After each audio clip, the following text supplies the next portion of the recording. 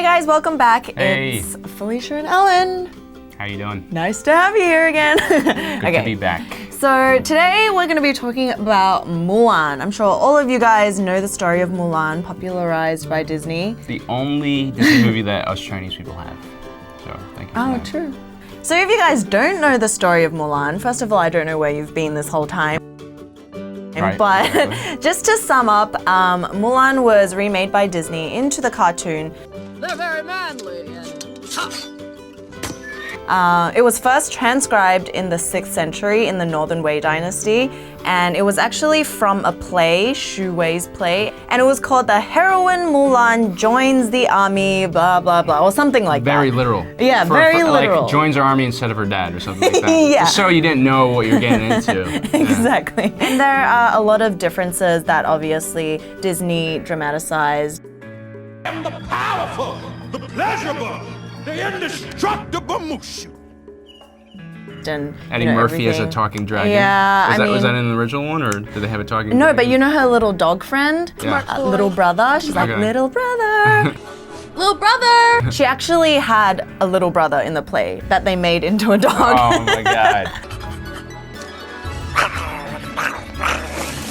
I didn't know that because I was actually saying Disney did a pretty good job because they mainly casted Asian actors for the roles. Like we're talking about mainly Japanese, Chinese actors, and Lea Salonga. In the cartoon, right? In the cartoon, Yeah. right? And Lea Salonga, I think she did the singing. Yeah, Lea singing part. Salonga sang, in Aladdin. She also sang A for... whole new world. Like basically, we looked at the cast and every Asian actor that was around was in this. Yeah. I mean, there weren't a lot, I guess. Around. Yeah. So the voice of Mulan was by Ming-Na Wen. Yeah. Who's in a lot of American TV shows. She's in Agents of S.H.I.E.L.D. And I remember her in ER.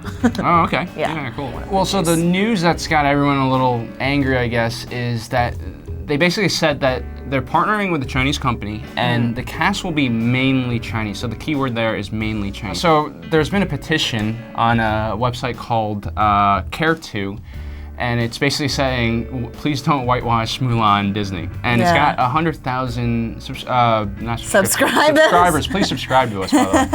It's got 100,000 signatures so far, and it's a lot. All right, so it's picking up. Yeah, but like the question is, do you actually think Disney and Sony are gonna cast a white actress to play Mulan? I just don't think that anyone in their right mind would cast anyone but a Chinese as Mulan.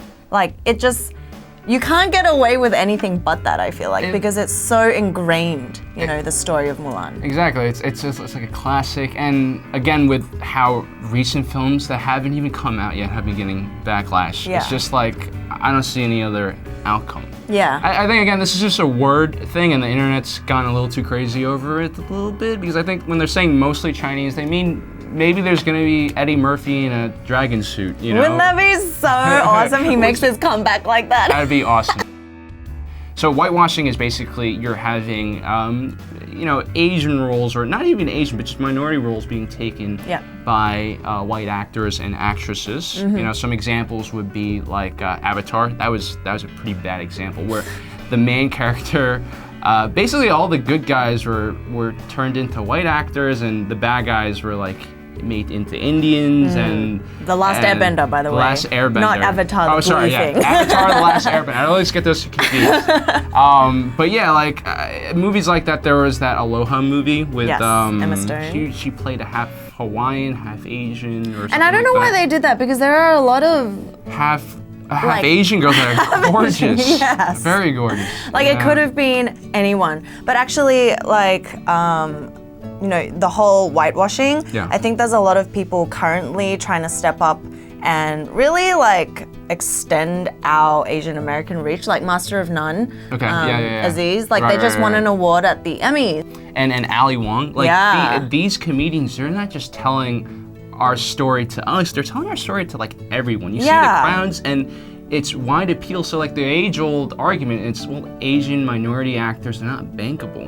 But Aziz Ansari, he's gaining a lot of traction. Yeah. I mean, like, who knows? Maybe it's now and it's like become still the time. staying true to our actual story. So the other thing we have is the white savior complex. Now, this is something I learned in like film school. Like, I always thought this was kind of because like I understand that, you know, when you're doing a production, you gotta look at your demographics. Yes. And in America, it's white people. That's just what it is. I think like 70% of At the end of the day, in movies, in all media, in entertainment, they come in, swoop you off your feet, and save the day. That's ultimately what the white savior complex is. Yeah, so we're talking about like Tom Cruise in Last Samurai.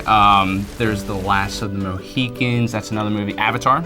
You know, I mean, but they're saving blue aliens. I don't know. It's kind of like a white savior. It's still the same kind of. Yeah, but basically, it's a white guy coming in to save the day, and like. To be honest, I don't have too much of a problem with that because I kind of grew up with these movies and I enjoyed the stories for what they were. And actually, for the longest time, I just never really thought about it. But the thing is, and I'm seeing this more and more now, Asian men and women are being casted in movies as normal, everyday roles. Like, you take Wolf of Wall Street. I don't know if you saw that movie. I love it. One of Leonardo DiCaprio's best friends is like this degenerate Asian guy who's a whole lot of fun. But it's like he's not there because he's good at math. He's there because he's just an Asian guy who's in the story. And I think that's a big step. Just I wonder if that casting was actually true to the actual story. It might have been. But I think maybe 20, 30 years ago, that role might not have went to an actor like that. No. So I think we are moving in a positive direction.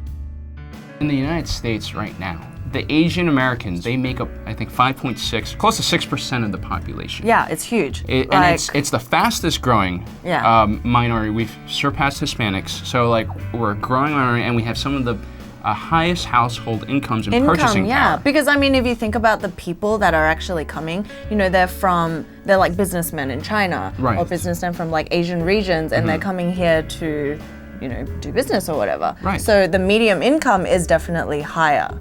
There's as many Asian Americans as Italian Americans. And we know that Italian Americans, you know, you got the Godfather series. I mean, there's a lot of cool, like, interesting media out there about Italians, you know. And, like, I think it's time now that we've grown into a larger group that we're able to, you know, have our own shows. And it is happening. I mean, like Fresh Off the Boat. We have a whole TV series. Right. I mean, there are some controversies about it a little bit, but, I mean, it's a whole Asian family. It is, exactly. It's kind of nice, I think. It gives Asian actors work, and I think that's what's important. Like, I'll tell you, I saw a Broadway play like last year. It's called Allegiance, and like, they literally got every Asian stage actor. Like, they had Japanese, Filipino, Chinese, like everyone just filling in the roles.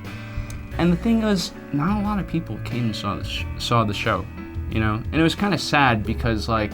So I mean, that's the risk I think that a lot of directors keep in mind. That because, you know, if you're going to invest so much money into making a film, there's like a balancing point between staying true but also making money, because at the end of the day, it's all about money. It's all about money. George Takei actually, he funded that personally. Okay. I mean, no one was going to pick up a show about Japanese people, unfortunately. But more and more, like, again, we're going on this trend. Like, you look at box office numbers. America is still number one in box office numbers, but number two is China. Number four is Japan, right? And then India and South Korea follows that. So we're seeing a shift, basically, towards Asia as far as who's watching films. And if you're gonna be making these huge investments in films, you better put some Chinese or Asian faces in there, you know, to because you gotta show what the audience wants, and that's what it's all about at the end of the day.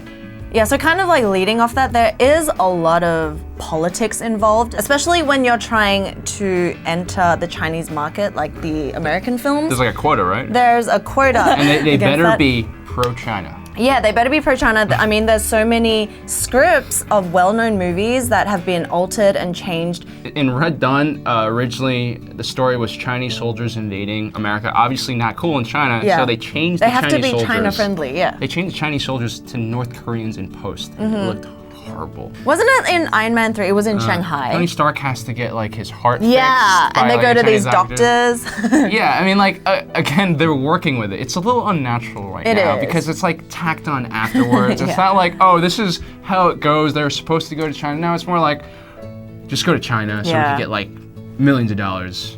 But I think what we're gonna see is like when Asian writers when Asian intellectual property goes out, you know, these big Hollywood studios and a lot of these big Chinese studios, which are taking over a lot of these Hollywood studios, are going to be open to, you know, hiring Asian screenplays. Yeah, because a lot of Chinese companies actually own like AMC and things like that. Yeah, exactly. So it's all there. I mean, of course, there's political ramifications about that. Yes. And you can watch China Uncensored if you want to hear about that. But we're not going into that. Yeah. All right, so just kind of wrap it up. I really hope that Sony does Mulan justice. Yes, Sony. Because, I don't know, Mulan it's the only Chinese Disney thing we have. You have one big opportunity. It's our childhood. Yeah, I mean, like, Mulan's already been remade, Rise of the Warrior. I think it was like 2000. Like the Chinese version. Yes. Right? But that's like more based off of the actual original content, right? It was more gritty. It definitely wasn't following the storyline. There's no like talking dragon played by Eddie Murphy. So yeah, there has been a remake. You guys should watch that. It's got Jackie Chan's son in it. Yeah. In case this one is horrible. Yeah. And he does play a semi-minor role, but it is pretty good. So yeah, what do you guys think? What do you think will happen with this whole Mulan thing? I hope they, Yeah, who do you think should play Mulan? Who do you think should play Mulan, should actually? It be her? Could it be me? Oh. Grow out this. Anyway, leave your comments and your thoughts below. We'll reply back. Yeah, and don't forget to like and subscribe. We're gonna read all the comments about who you think should be Mulan. Yes. We shall be waiting. Goodbye for now. What does live action mean? It means people. It's not gonna be like, it's gonna be a dude in a dragon suit. Aww. It's gonna be Eddie Murphy in a dragan suit. Dude, that'd be amazing. That would be his epic comeback. He would be like Chinese New Year in those Hey man! dragon. Mulan!